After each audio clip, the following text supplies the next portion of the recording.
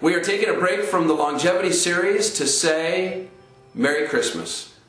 And you may think Christmas is still a long ways off, but Christmas is going to be here before the next e-region comes out. I know, hard to believe. I got a lot of gifts to buy and wrap. I got a house to be cleaned. I got stuff I'd like to bake, or at least eat. And but it is the Christmas season. In fact, this morning in Everett, there's big white snowflakes coming down behind me. So it's a wonderful time of year. It's a busy time of year, but it's a wonderful time of year. Now in Young Life, we have a lot of busy times a year. In fact, sometimes we just have busy years upon busy years. And so I want to give you a focus and give you some permissions for the next 2 weeks between now and the end of the year. I think there's a lot of little details that need to be done. There might even be some in this e-region today. But from a general purpose, I want to give you 2 focuses for the Christmas season between now and New Year's. Everything else can slide into January. Those 2 focuses are 2 F's: fundraising and fellowship. The first F, fundraising. It's just an important time of year for many of our donors and our friends who are needing to either balance their books or to get their taxes corrected or just be good stewards of their money. And they need us to be attentive to the details of that. They need us talking to them. They need us checking our P.O. boxes. They need us processing checks. They need our help with online donations. They need us to have a website that's ready to go. So you got these next 2 weeks. You can't delay this until January. Now's the time to focus on fundraising. The second F, fellowship. Fundraising and fellowship.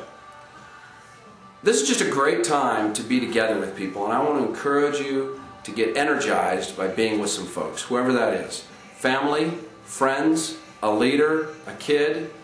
Yesterday I had 3 coffee dates and a lunch. And then last night I met a friend to watch a high school basketball game. Each of them were so much fun for me. And I even got a gift at one of them. How's that? But it was great to hear how other people were going to spend time with their family and friends during the Christmas season, their traditions, and then to just share a Merry Christmas. It was wonderful. So I want to encourage fellowship with those that are important to you during the next 2 weeks. 2 F's, fundraising and fellowship. Everything else, slide it into January. It can be taken care of later.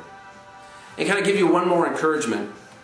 And this one comes from Jesus himself, which it's interesting to quote Jesus on Christmas. He's not usually quoted because he's a baby in a manger. He's not doing much yet.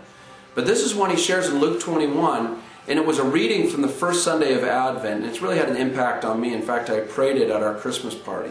And it's Jesus talking about his next return. Now, Christmas is God's first visit to earth in human form. Jesus is talking about the next one, but we can apply this to this one as well.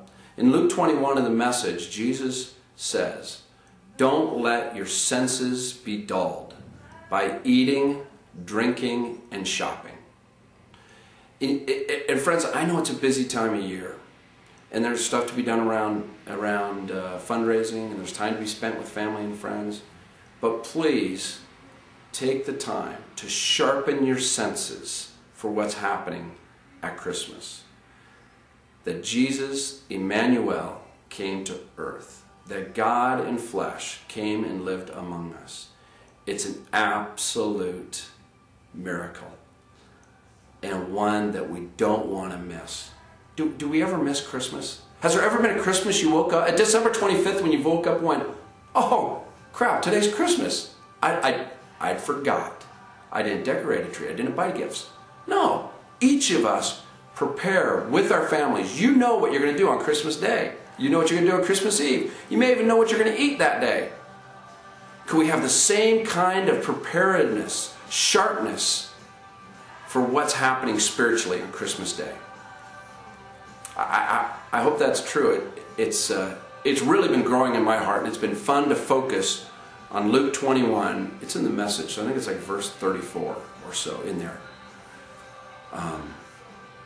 Do not let anything unsharpen you this Christmas season. Stay sharply focused on Jesus Christ. Merry Christmas, everybody.